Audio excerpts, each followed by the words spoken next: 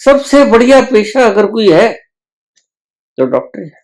उनको इतनी दुआएं मिलती हैं कि ये बिना तपस्या के उस दरगाह तक जा सकते हैं अगर सच्चे मन से सेवा भाव करें। मैं हमने पहले भी आपको बताया था, वही जिसकी मौजूदगी में होता तो सब कुछ है, just like a catalytic agent, लेकिन उसके बिना भी कुछ नहीं होता है, ये ध्यान रखना। लेकिन ये है भीतर का सिद्धांत। परमात्मा कैसे तुम्हें तुम्हारी निर्जरा करेगा, तुम समर्पण हो जाओ। और तुमने यही सीखा नहीं और सब कुछ सीख लिया।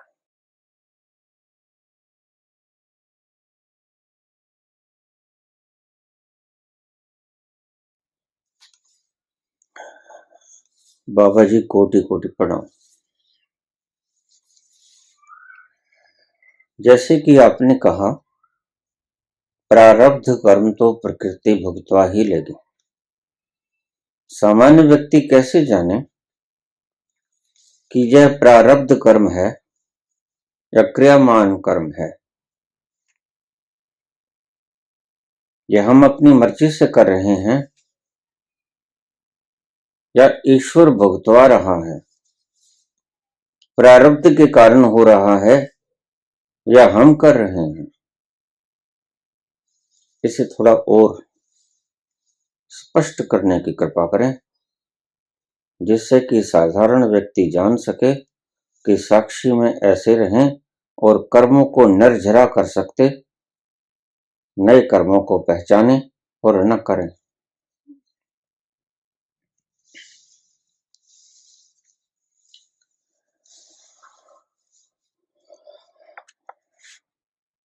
प्रश्न महत्वपूर्ण है लेकिन गलत है। पूछने का ढंग गलत है।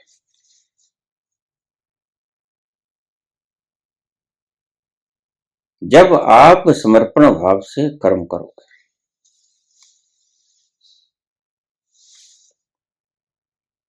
जब ईश्वर के समर्पित हो गए, तेरा पाना मीठा लागे, जो तुध पावे सोई परिकार। तो फिर प्रारब्ध करवाएगा, ईश्वर करवाएगा। अगर तुम्हारे भीतर ये भावना गहनतम चली गई कि जो होता है वह उसकी मर्जी से होता है, मेरी मर्जी से कुछ नहीं होता, वह कर्म प्रारब्ध कर्म, फिर आप न्यूट्रल हो जाओगे। अपना सर्व आपा सौंप कर उस विराट को तुम निश्चिंत हो जाओगे। फिर भी कर्म होंगे, तुम भूल मत जाना।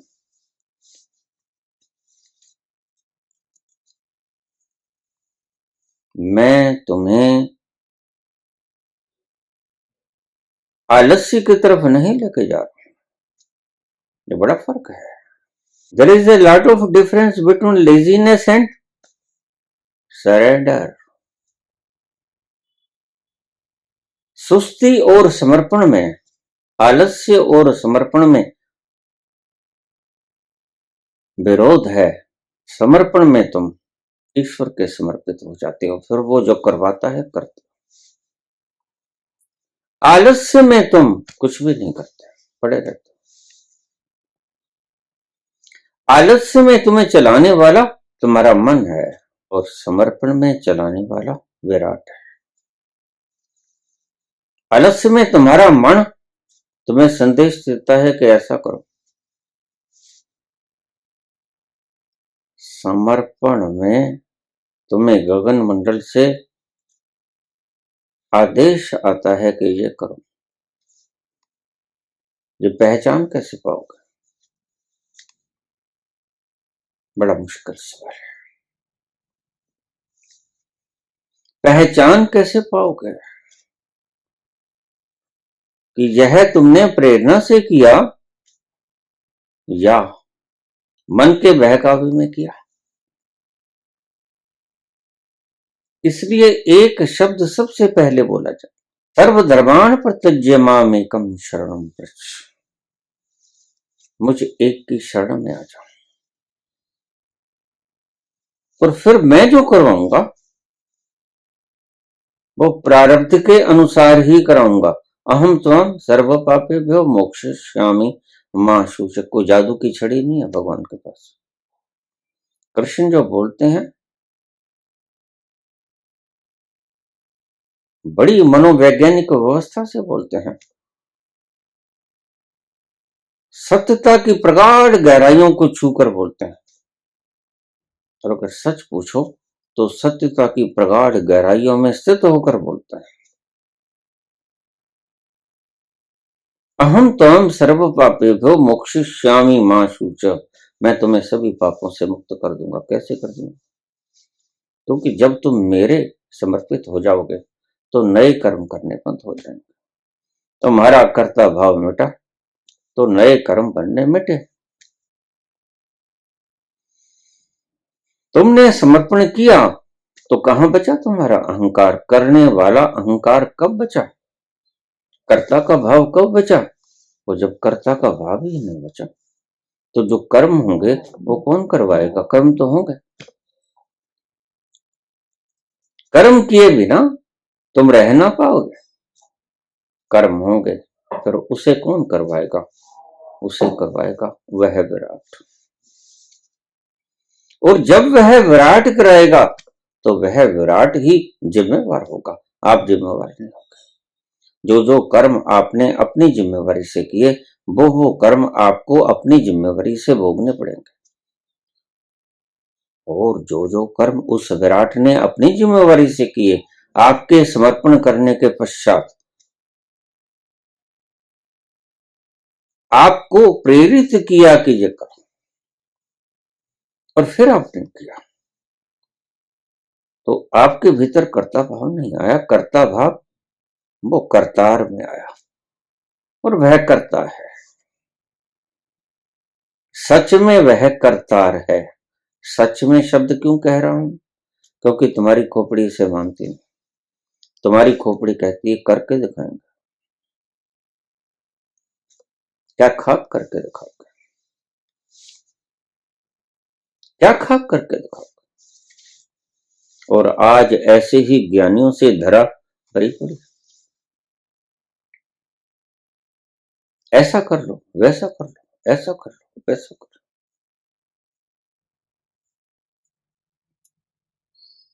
बड़े बड़े ग्रंथ जो खोपड़ी में आते नहीं समझ, उसकी व्याख्या करने में लगे हैं चलो।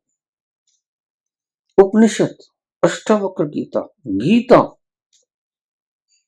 जो किसी और तल से बोली गई, बुद्धि के तलों से बहुत पार, उस तल की समीक्षा करते हैं बुद्धि के द्वारा। यह तो बिल्कुल वैसी ही बात हो गई जैसे एवरेस्ट के पार। क्या है ये तुम बता दो। बुद्धि की पकड़ से परे, बहुत दूर, और उसको ये गुरुजन बुद्धि के तर्क से समझाने की चेष्टा में तल्लीन है और सोचते हैं कि हम बड़ा पुण्य कर रहे हैं। आपको जीवन का ढंग सिखाते हैं, और इनके जीने के ढंग दो कौड़ी के भी नहीं। इनके जीवन जीने के ढंग दो कौड़ी के भी नहीं है जो आपको कायर बनना सिखाते हैं। महाभारत के युद्ध में अर्जुन तो कंप रहा था, उसकी टांगे थर्रा रही थी, उसका रोम रोम कायरता से भरा हुआ था। कहां सिखाई कायरता कृष्ण ने? और कृष्ण कभी कायरता सिखाते भी नहीं। कृष्ण तो प्रेम का उद्घोष करते हैं। उस प्रेम के आड़े में जो भी व्यवधान आते हैं उन्हें काटने की बात करते हैं, और उनके शब्दों को आप अपनी बुद्धि से जैसा चाहे तोल सकते हो। और ऐसे ही आज कृष्ण के शब्द तुल रहे हैं, उपनिषदों के शब्द तुल रहे हैं, अष्टावक्र गीता के शब्द तुल रहे हैं।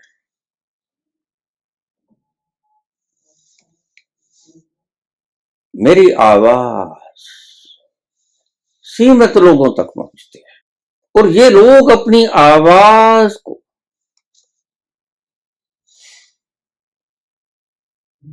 आपसे ही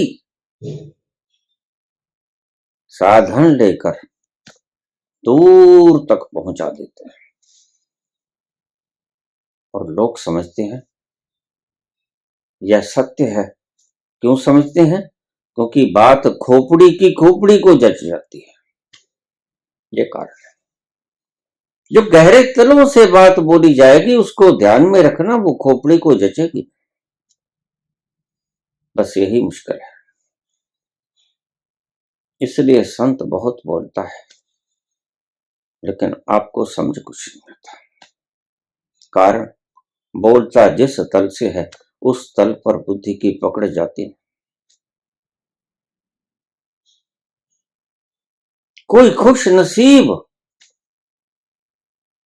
इशारों को पकड़ पाए और इशारों की स्ट्रेट लाइन में दूर तलक देख ले कि हाँ चंद्रमा तो है,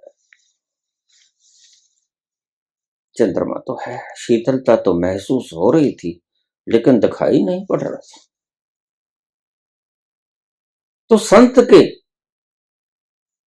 शब्द इशारा बन जाएं, इशारा बन के काम करें और आप उन इशारों की स्ट्रेट लाइन में देख लो और अपनी नजरों को ऊपर आसमान की तरफ, फलक की तरफ उठा के देख लो तो पाओगे कि हाँ चांद भी है, तारे भी हैं, बड़ा सुंदर माहौल है। उस विराट की आरती उतर रही है। लेकिन मुश्किल यही आती है, क्यों वेद सब कुछ बोलकर अंत में कह देते हैं नेति नेति, इतना नहीं है, न इति न इति। फिर अगर कोई मूर्ख ये बात कहे कि मेरी ही बातें सत्य हैं तो उसे मूढ़ता के खिताब से संयोजित किया जाए या ना किया जाए, वह मूढ़ ही है। सारी दुनिया उसको समझदारी का खिताब दे दे, अलंकृत कर दे, अलंकार कर दे, बड़े से बड़ा उसे पुरस्कार दे दे, लेकिन वह मूढ़ ही रहेगा। पुरस्कार भी उसको मूढ़ ही देंगे। समझदार तो जानता है,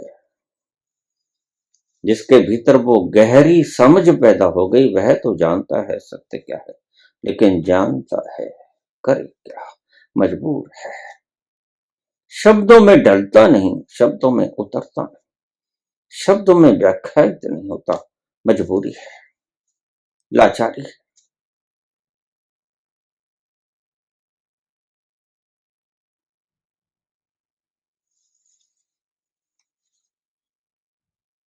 अगर समर्पण कर दिया वो तो ठीक, लेकिन फिर भी मन में आता है कि ये काम करो, तो फिर इससे हमारा नया कर्म बना या प्रारब्ध को भोगा। हमारे एक गुरु जी थे, वो कहा करते थे राम राम जपते रहो, चलते फिरते उठते बैठते सोते जगते राम राम राम राम राम राम राम करते रहो।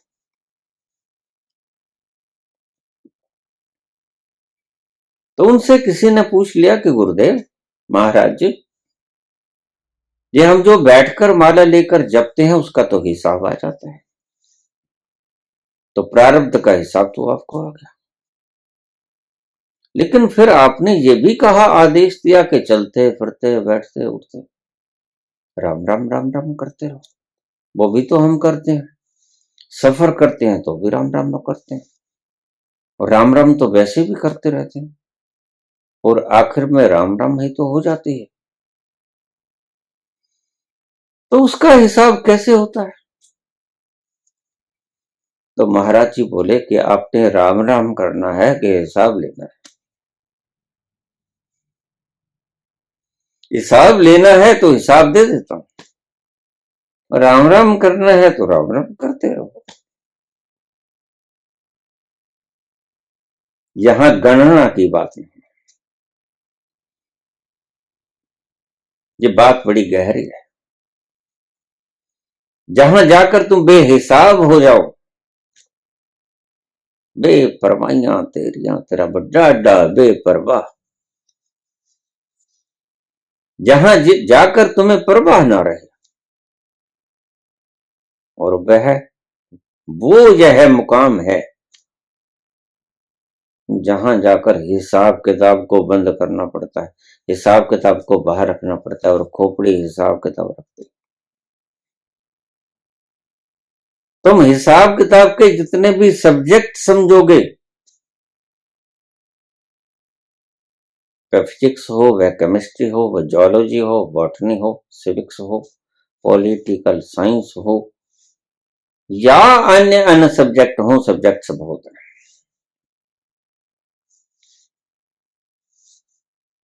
ये सब खोपड़ी से समझे जाते हैं। एक सब्जेक्ट है जो खोपड़ी से समझा नहीं जाता, और वह सब्जेक्ट है तुम्हारा अपना आपा,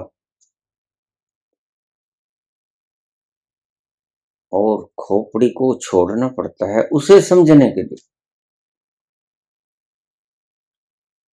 क्योंकि वह सब्जेक्ट नहीं है, वह तुम्हारा अपना होना है,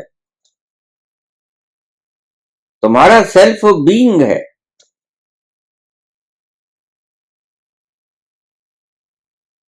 वह खोपड़ी की समझ में कभी आएगा नहीं,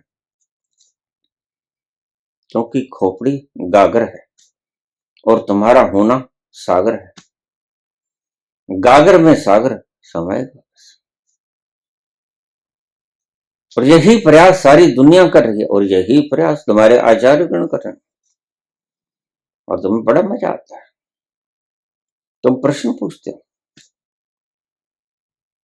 कि शादी बंधन है, वो कहते हैं हाँ बंधन है, मैंने भी तो नहीं करवाया। ये पागलपन मेरे में भी था, जुनून था, मैं भी कहता था शादी बंधन है, और शादी बंधन है तब तक रहता है। ध्यान रखना, मेरी इस बात को गौर से सुन लेना, क्योंकि मैं भी इन फिजाओं में से गुजरा, इन हवाओं का मैंने भी आस्वादन किया है, इनमें मैं भी खेला हूं, इनमें श्वास मैंने भी ली है। यही तो गुरु की महत्ता होती है। गुरु दोनों तरफ देखता है, उसके तीर का एक फलक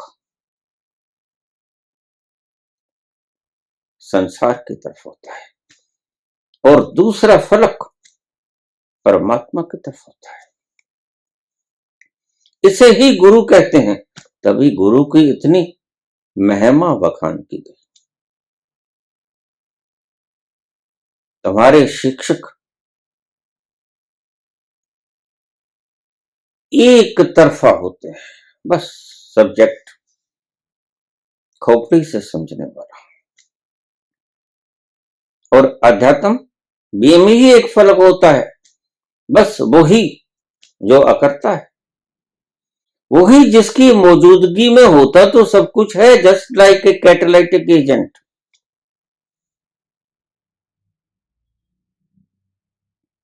लेकिन उसके बिना भी कुछ नहीं होता है, ये ध्यान रखना। ये पहेली है, ये एक पहेली है, और तुम इस पहेली को दिमाग से हल कर पाओगे, अगर पहेलियां कभी दिमाग से हल नहीं होती। वो पहेली ही क्या जो दिमाग से हल हो गई, और जीवन एक पहेली है, और तुम इसे दिमाग से हल करना चाहते हो।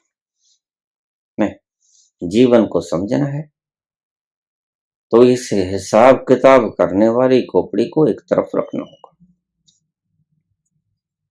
मत हिसाब मांगो कि नया कर्म क्या और प्रारब्ध कर्म क्या।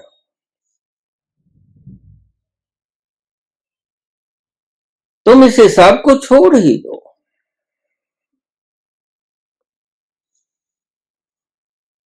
बार बार तुम चूक चूक जाते हो, और बार बार कृष्ण तुम्हें समझाते हैं कर्मण्येवाधिकार, कर्म कर, सिर्फ यही तुम्हारे अधिकार क्षेत्र में है। मां फलेषु कदाचन, हिसाब किताब मत कर। ये तुम्हारा पूछना कि कर्म नए हैं कि कर्म प्रारब्ध के हैं, यह हिसाब किताब है। हिसाब किताब मत मांगो, खुद ही कर लेगा वो करतार, तुम क्यों चिंता करते हो? तुम्हारी मुराद पूरी हो जाएगी, नरझरा हो जाएगी अगर तुमने समर्पण कर दिया। तुम कर्म के ऊपर ध्यान केंद्रित करो, और कर्म क्या है? समर्पण। तुम पूर्णतः समर्पित हो जाओ।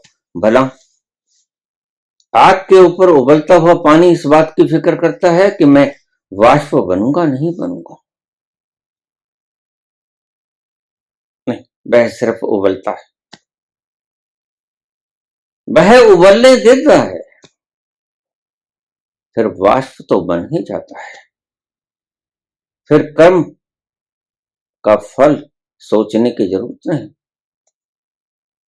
फिर पानी को इस बात की हिसाब किताब रखने की जरूरत नहीं कि मैं बना कि नहीं बना, वाष्प बन ही जाएगा, पक्का है कि बन ही जाएगा, बन ही जाएगा। अटकेलियां करेगा, आसमान में नाचेगा, कूदेगा, स्वतंत्र होगा, किसी लिमिटेशन में बंधा नहीं होगा। आपने देखा पानी बंधन में है, देखा पानी बंधन में होता है। क्यों? जिस पात्र में भी उसे डाला जाता है उसी पात्र का शेप ले लेता है। यह इसे ही तो बंधन कहते हैं। वह स्वतंत्र नहीं है, उसका अपना कोई प्रारूप नहीं है।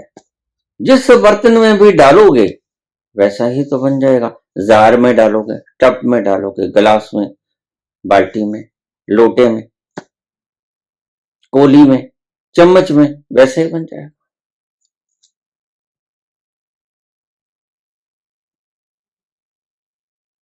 उसका अपना कोई प्रारूप नहीं, वह स्वतंत्र नहीं, वह गुलाम है। और उसकी कामना है कि मैं कैसे आजाद होकर किलकारियां भरूं, आसमान की ऊंचाइयों को छूं, जाके नाचूं, कलोल करूं।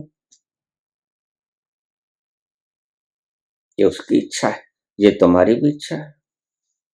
याद रखना, तुम्हारी अंतरम इच्छा यही है, तुम्हारी अंतस्थल की परम इच्छा यही है कि कैसे मैं वाष्प बन के झूमूं, नृत्य करूं, बादलों से बात करूं,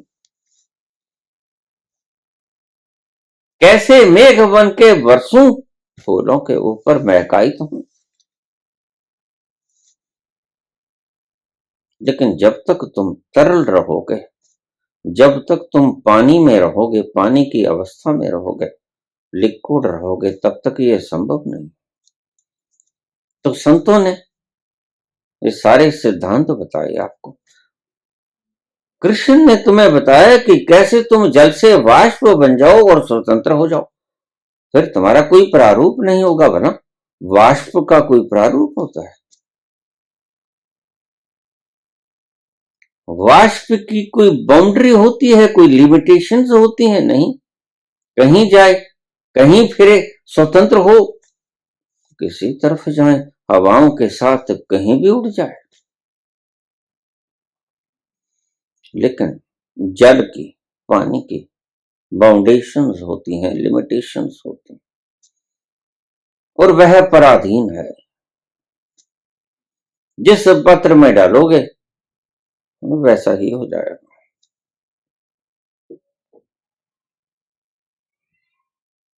तो जल फिक्र नहीं करता कि मैं वाष्प बनूंगा कि नहीं बनूंगा, बन ही जाएगा, तुम सभी जानते हो। तुम सिर्फ उबलना सीखो। और कृष्ण यही बार बार तुम्हारा ध्यान खींच के लाते हैं। जस्ट बॉय, बस समर्पण करो।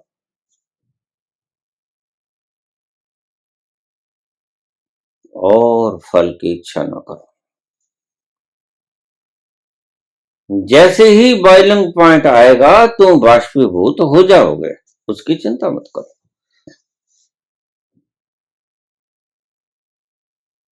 वो तो मेरे विधान में लिखा ही हुआ है, उसकी तुम चिंता क्यों करते हो? ये सारी सृजना बनाई हुई है मेरी, ये सारी सृजना ढाली हुई है नियमों में मेरी, तुम फिक्र काहे करते हो? बस इसीलिए कृष्ण कहते हैं कि तू सिर्फ छोड़ दे मेरे ऊपर अपने नैया की पतवार को, और जैसे ही तुम अपनी नाव की पतवार को मेरे हाथ में छोड़ देगा, अहम त्वाम सर्व पापेभ्यो मोक्षयिष्यामि मा शुच, मैं नए कर्म बनने बंद कर दूंगा, निर्जरा होनी शुरू हो गई। फिर जो कर्म होगा वो निर्जरा के कारण ही होगा, फिर जो कर्म होगा वो प्रारब्ध के कारण होगा, वो नया कर्म नहीं बनेगा। जैसे ही तुमने समर्पण किया, नया कर्म बनना बंद हो गया।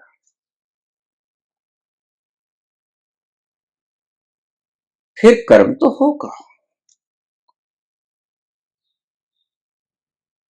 क्योंकि यहां प्रत्येक कर्म का काज एंड इफेक्ट होता है। यह संसार इसी ढंग से चलता है। बड़ी सुंदर गति दी रखी है, बड़ी सुंदर कायनात को एक सूत्र में परो रखा है परमात्मा ने। कर्म का फल आएगा और आता है, और तुम उससे बच नहीं सकते। लेकिन यह है भीतर का सिद्धांत, परमात्मा कैसे तुम्हें तुम्हारी निर्जरा करेगा, तुम समर्पण हो जाओ। और तुमने यही सीखा नहीं और सब कुछ सीख लिया। यही सीखना बाकी था, यही सीखना चाहिए था, यही तुमने सीखा नहीं और तुमने और कुछ सीख लिया। इसलिए आज तक हम यहां बैठे, कितने जन्म बीत गए, बहुत रूहें बहुत पुरानी पुरानी यहां बैठी, जो बड़े सेंसिटिव मोड के ऊपर पॉइंट ऑफ नो रिटर्न से वापस आ जाते, जहां से वापस आया नहीं जा सकता, बस जंप ले जाते। कुएं के उस कगार पे बैठे थे जहां सिर्फ कुछ नहीं करना था, लुढ़क जाना था। वो लुढ़क तुम ना सके, करेजियस तुम हो ना सके, साहस पैदा हो ना सके, मरने का डर कपाने लगा। यही तो विवेकानंद के साथ हुआ, अन्यथा कूद जाते। आ गया था वो पॉइंट जहां से सिर्फ लुढ़कना बाकी था, लेकिन वो चिल्लाए, स्वामी जी मेरे मां बाप भी है। मैं तो गया। तो रामकृष्ण ने कहा, अच्छा तुम गए तो फिर आ जाओ। परमात्मा तुम्हारी गर्दन पकड़कर तुम्हें लिबरेशन नहीं कर सकता। इस भूल में मत रह, वो बड़ा दयालु भी है, बड़ा बड़ा कृपालु भी है, और तुम्हारी स्वतंत्रता को बरकरार भी रख सकता है, रखता है, क्योंकि तुम उसी के ही तो अंश हो।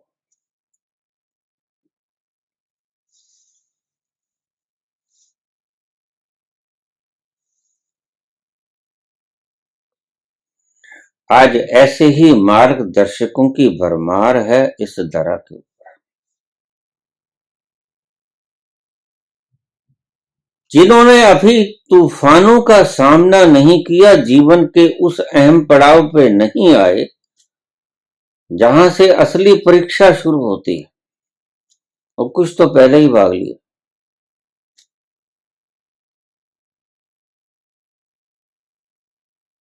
ये नहीं नहीं ये बंधन है, तो फिर अगर ये बंधन है तो मुक्ति क्या है? और इन कच्चे धागों को बंधन कहने वाले लोग मुक्ति का उपदेश देते हैं, गीता की व्याख्या करते हैं, अष्टावक्र की व्याख्या करते हैं, उपनिषद की व्याख्या करते हैं।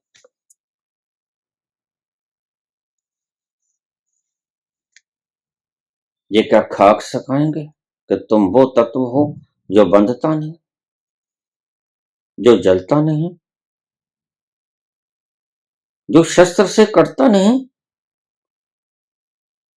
पानी का तेज बहाव फ्लड तुम्हें बहका नहीं सकता, तेज हवाएं तूफान तुम्हें उड़ा नहीं सकता। ये सिखाएंगे नहीं, खोपड़ी से ही पढ़ लिया और खोपड़ी से ही विश्लेषित कर दिया। ये वो लोग हैं जैसे कोई आपको फूल भेंट करे, ये एनालिसिस करने वाले व्यक्ति हैं। कोई आपको फूल भेंट करे और आप उस फूल को तोड़कर पंखुड़ियों को काट काट कर उसकी रासायनिक संरचना को देखना शुरू कर दो कि इसके भीतर कौन कौन से केमिकल्स हैं, किस किस चीज के इकट्ठा होने से ये फूल बना है, तो चूक गए। ऐसे ही खोपड़े के काम ये आपके मार्गदर्शक आचार्यगण आज कर रहे हैं। चूक गए फूल की सुगंध से। जिस मंशा से फूल अर्पित करने वाले ने आपको फूल अर्पित किया था, उस मंशा को चूक गए। उसकी मंशा क्या थी? उसकी मंशा थी कि इस फूल को नासापुटों के साथ लगा लो और उसकी सुगंधी का आनंद लो। ये था कारण। और आपने उस फूल को तोड़कर साइंटिफिक ढंग से उसका एनालिसिस करना शुरू कर दिया कि कौन कौन से एलिमेंट से ये फूल बना है। सुगंध चूक गए। ध्यान रखना, जो साइंस फूल की पंखुड़ियों को काटकर उसकी व्यवस्थाओं को देखेगी कि कैसी इसकी रचना हुई, वो एक चीज तो निश्चित ही चूक जाएगी। क्या? उसकी सुगंध। बस वो सुगंध ही उसकी जान थी, सुगंध ही उसके प्राण थे। अगर उसमें सुगंध ना होती तो भेंट करने वाला मूर्ख नहीं था। भेंट करने वाला तुम्हें भेंट ही ना देता। उसने दिया था कि इसको सूंघो, नासापुटों से लगा के इसकी सुगंध को अपने अंतस तक ले जाओ और तुम्हारी आत्मा अभिभूत हो उठे। आहा, क्या खुशबू है। आज ऐसे ही तार्किक लोग बुद्धि से गीता के शब्दों को काट कर छांट कर, उपनिषदों को, अष्टावक्र गीता को, दत्तात्रेय को और बहुत सी सुंदर शब्दों को काट छांट के आपके सामने पेश करने में दक्ष है। वो दक्षता किस काम की?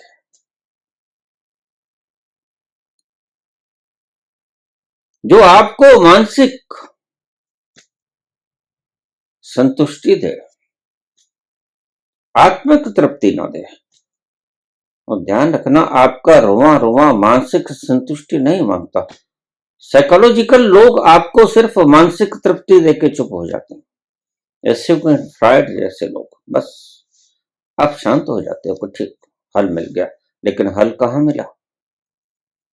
हल तो उस दिन मिलेगा जब आप उस तत्व के पास जाओगे जहां जिसे समाधि कहा है संत जनों ने, जहां जाकर सभी समस्याओं का समाधान हो जाता है। वह ये फूल की पंखुड़ियों को काट छांट करके उसकी केमिकल रसायन की संरचनाओं को, क्या क्या एलिमेंट्स है, वो लिखकर कागज के ऊपर खोज करने से खुशबू चूक जाओगे। और यही तुम चूक रहे हो और इन आचार्यों के कारण चूक रहे हो। दूसरा कोई कारण नहीं, तुम्हारे मार्गदर्शक गलत।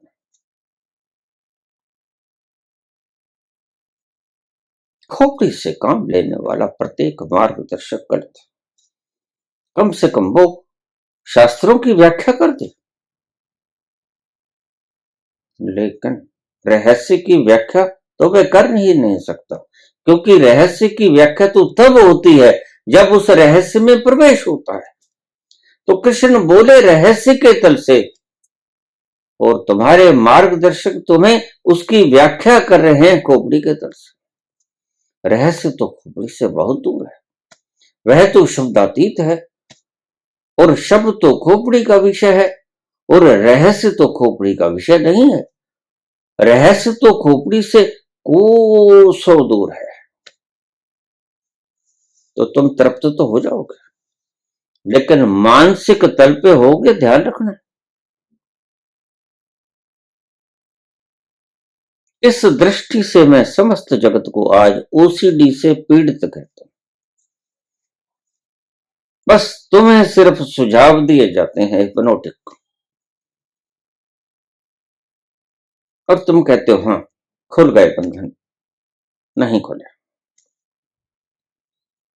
फिर वही, थोड़ी देर ठहर जाओ,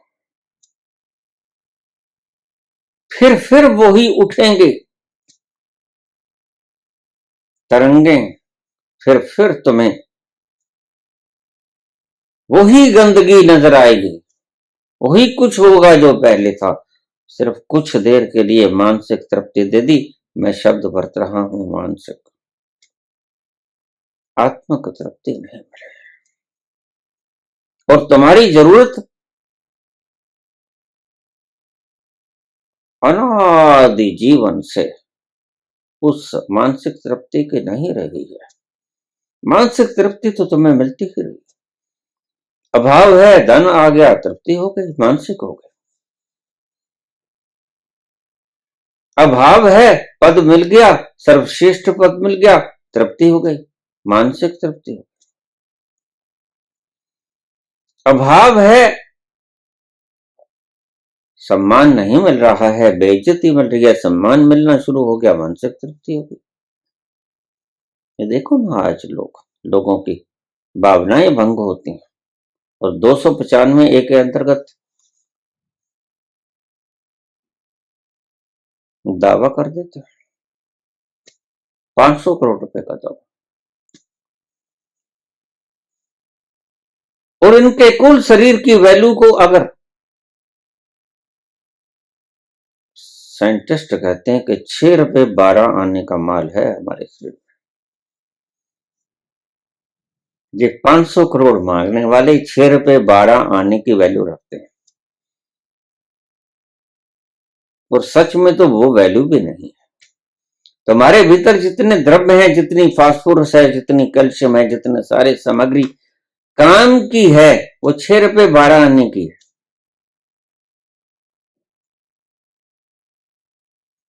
और तुमने इसकी वैल्यू निर्धारित कर दी 500 करोड़। ऐसा क्या है भाई, जबकि इसको जलाने के ऊपर हजारों रुपए खर्च हो जाते हैं। इस 6 रुपए 12 आने के माल को जलाने के लिए हजारों रुपए खर्च हो जाते हैं, और तुम फूला फूला फिर है जगत में कैसा नाता रे, फूला फूला फिर है जगत में कैसा नाता रे। तुम छाती अकड़ा के कहते हो मेरी छाती इतनी, माल 6 रुपए 12 आने का, और तुम्हारी बेइज्जती हो जाती है, तुम्हें ये पता नहीं तुम हो कौन। हद की बात है, जिसको ये पता नहीं कि मैं हूं कौन, उसकी बेइज्जती हो जाती है। पता तुम्हें है नहीं कि तुम हो कौन, और तुम्हारी बेइज्जती हो गई। इसलिए मैं अक्सर कहा करता हूं, एक पिता ने मुझसे पूछा था मैं अपने बच्चों को क्या बनाऊं, मैं अपने बच्चे से बहुत प्रेम करता हूं। मैंने कहा कौन नहीं करता है।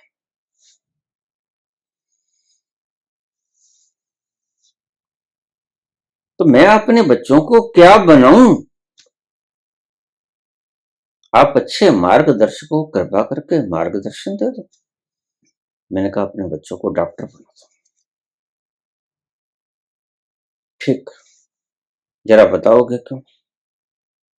ये पूछने की क्या आवश्यकता आ गई? आपने मुझसे पूछा क्या बनाऊं, मैंने कहा डॉक्टर बना दो। तो आप पूछ रहे हो क्यों बनाए? क्योंकि कोई भी इतना योग्य नहीं जितना डॉक्टर। डॉक्टर जितना पुण्य ले जाता है आपको पता ही। आप रोते रोते जाते हो, हंसते हंसते आते हो।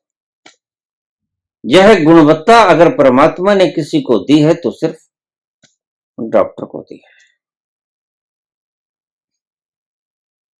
रोते रोते जाते हो, हंसते हंसते आते हो।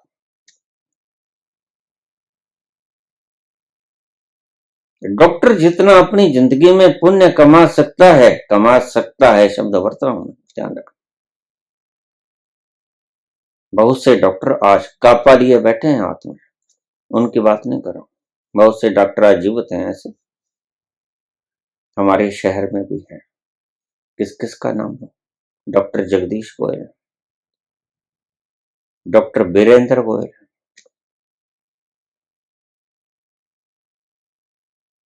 डॉक्टर ऋषि शर्मा है, डॉक्टर विजय गोयल है। किस किस का नाम? सबसे बढ़िया पेशा अगर कोई है तो डॉक्टर है। उनको इतनी दुआएं मिलती हैं कि ये बिना तपस्या के उस दरगाह तक जा सकते हैं अगर सच्चे मन से सेवा भाव करें। मैं हमने पहले भी आपको बताया था कि सेवा एक ऐसा माध्यम है जिसके जरिए हनुमान पहुंचे। हनुमान सेवक हैं, परम सेवक हैं भगवान राम के आज्ञाकारी। डॉक्टर अगर सही अपने कर्तव्य से चूके ना, ईमानदारी से अपना निर्वहन करे फर्जों का, तो वह सहसा ही अपने भीतर छलांग लगा देता है। प्रकृति उसे इनाम के रूप में वो तल सौंप देती है। खैर, यह गहरी बातें। और क्या ना बने? मैंने कहा तुम चौंकना मत। कहते हैं, मैंने कहा बस जज मत बना देना। हाँ, यही तो मैं बनाना चाहता था, ये मत बना देना। और दूसरा दूसरा राजनीतिज्ञ मत बना देना। क्योंकि राजनीतिज्ञ आज चालों को आज शातिर चालों को, शातिर पापों को राजनीति बता, जबकि राजनीति थी राज करने की नीति। और राज का मतलब प्रसन्न होना। हम कहते हैं फलां फलां की बेटी राज कर रही है, मतलब हुक्म चलाना राज नहीं, प्रसन्न हो जाना राज है। तो राजनीति थी कैसे अपनी जनता को प्रसन्न किया जाए, कैसे अपनी जनता को सुखी रखा जाए। और ये निभाया भगवान राम ने, और ऐसा निभाया कि उसका दुष्परिणाम स्वयं भोगना पड़ा। ऐसा निभाया कि प्रजा में से एक धोबी ने कह दिया कि मैं कोई राम नहीं। कहां गई थी तू? मैं कोई राम नहीं हूं जो सीता को फिर से घर में बैठा दूं। निकल जाओ।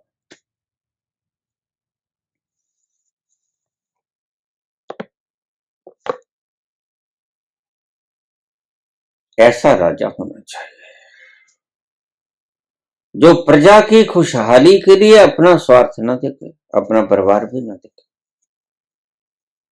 अपना आपा भी ना देखे, उसे पता था कि सीता को वनवास देने का मतलब क्या होगा। सीता उसको जान से प्यारी थी। और अब अपने काम बंद कर लेना वक्त,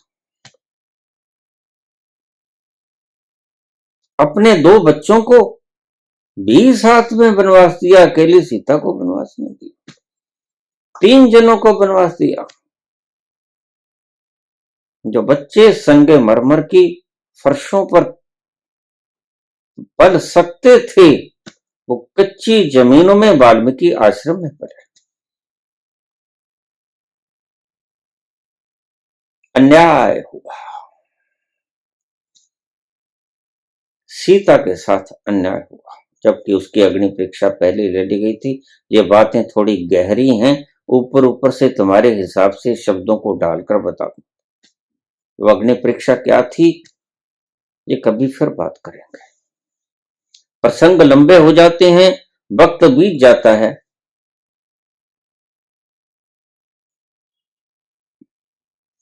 और ज्यादा सुनने की क्षमता आप में नहीं, आप जल्दी में। इसलिए मैं आपसे कहता हूं, ठहर के सुना करो। सुनने के बाद तो आप ठहर जाओगे, अगर मन लगा के सुना तो आप ठहरोगे, क्योंकि इसमें एक सेंस है, इसमें फूल की खुशबू है, फूल नहीं।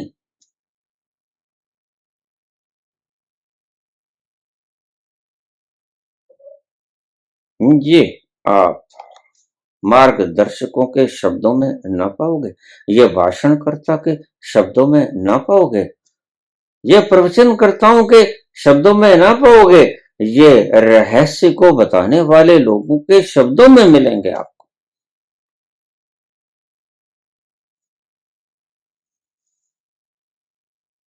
जैसे गंधी के पास बैठने से हमारे वस्त्रों को गंध लग जाती है और हम सुगंधमान हो जाते हैं, तो राजधर्म तो निभाया, बिल्कुल निभाया, लेकिन प्रजा को खुशहाल करने के लिए, ये होता है राजधर्म। अपनी प्रजा की सुख शांति खुशहाली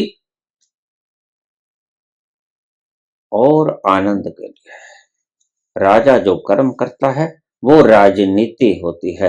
राजनीति छल कपट का नाम आज दे दिया गया है, लेकिन इसका आंतरिक मतलब कभी भी ऐसा नहीं रहा कि दूसरों से छल किया जाए, कपट किया जाए, दूसरों का हक छीनकर दूसरों को दिया जाए।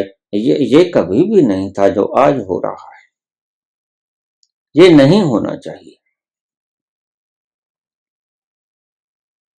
राजा को ऐसा होना चाहिए जो अपनी प्रजा को खुशहाली को प्रायोरिटी दे, प्राथमिकता दे, जो स्वयं की खुशहाली को भी प्रायोरिटी ना दे।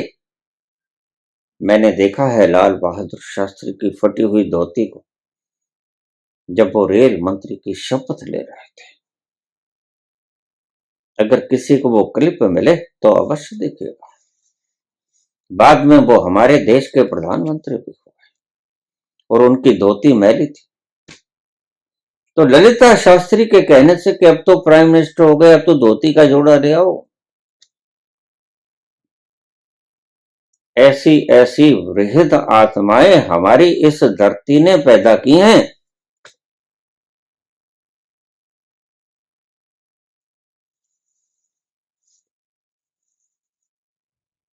वो फटी धोती में रेलवे मंत्रालय का सुगंध उठा रहे हैं, और प्राइम मिनिस्टर ऑफ इंडिया मैली धोती में शपथ ग्रहण कर रहे हैं। उस दृश्य को देखकर आंखें छल छल करती हैं।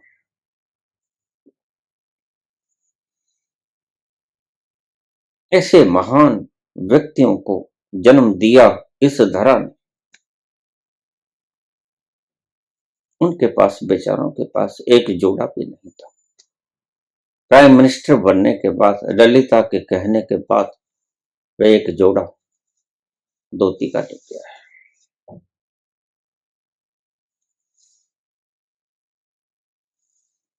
ये राजधर्म होता है। खुद के ऊपर खर्च नहीं करना है।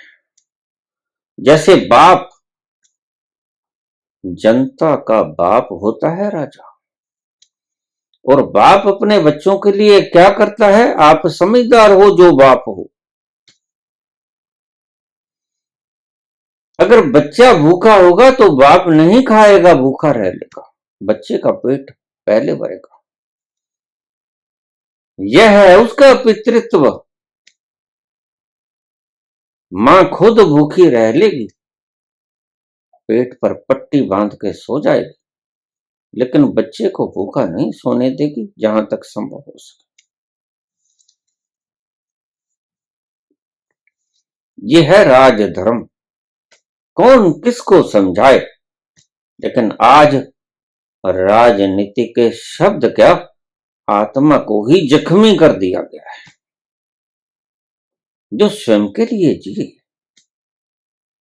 है तो पशु होता है। किसी के काम जो आए उसे इंसान कहते हैं।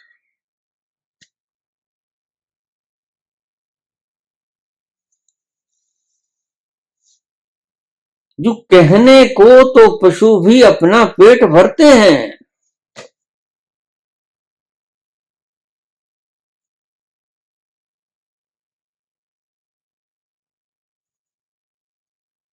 औरों का पेट भर पाए उसे इंसान कहते हैं।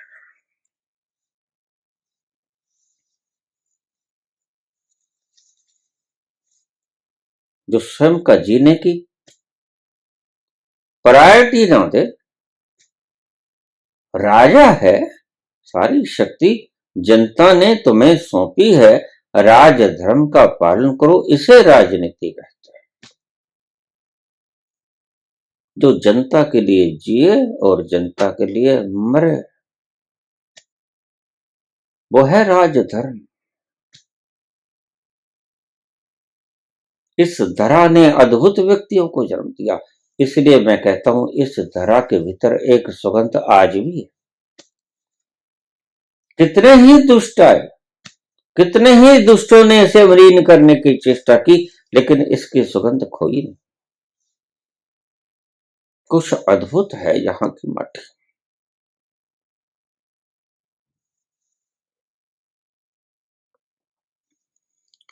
फूल तो पृथ्वी के, समग्र पृथ्वी के ऊपर खिले, लेकिन भारत भूमि एक ऐसा गुलशन है जहां बहुत फूल खिले हैं, प्रचुर मात्रा में फूल खिले हैं। इसलिए इस धरती को सलाम है।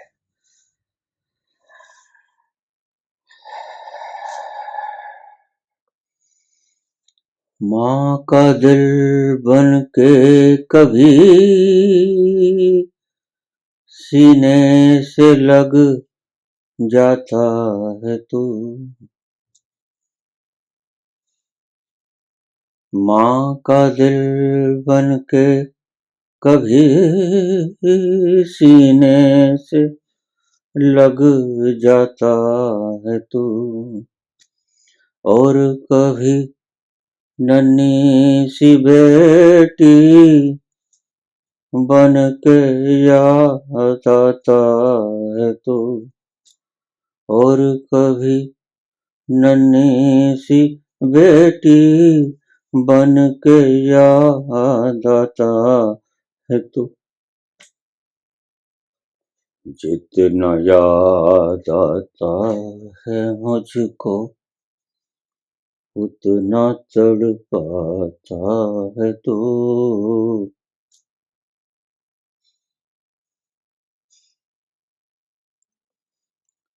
तुझ पे दिल कुर्बान, तू ही मेरी आबरू, तू ही मेरी आरज़ू, तू ही मेरी जान, ऐ मेरे प्यारे वतन है मेरे बिछुड़े चमन, तुझ पे दिल कुर्बान। नए कर्म बनने कैसे बंद होंगे, कैसे पता चले ये कर्म प्रारब्ध के हैं जने। एक सूत्र तुम्हें दिया, सर्वधर्मान प्रत्यज्य मामेकम शरणम प्रश। बस तुम 100% उसकी शरण में चले जाओ, वाष्प बनने की फिक्र मत करो, फल की कामना न कर। 100 डिग्री पे वाष्प बन ही जाता है, बन ही जाओगे। तुम्हारी तमन्ना पूरी हो जाएगी, लेकिन तुम कर्म में इन्वॉल्व कर दो अपनी सारी शक्ति को, समर्पित हो जा और 100% समर्पित हो जा, तुम पाओगी कि वाष्प तो बन ही जाता है। बात है कीमती तुम्हारे समर्पण की, बात कीमती फल की है ही नहीं। कर्म अपना फल ले ही आएगा, बीज अपना फल ले ही आएगा। तू फिक्र कर कर्म की कर। धन्यवाद।